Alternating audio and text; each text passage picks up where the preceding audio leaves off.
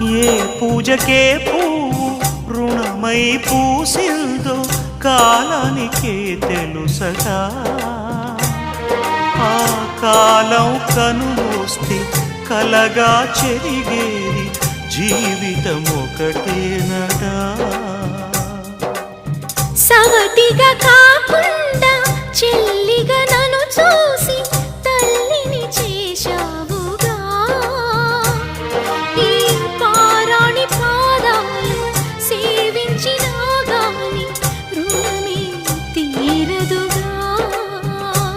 ఇది కలకాలమై ఉండగా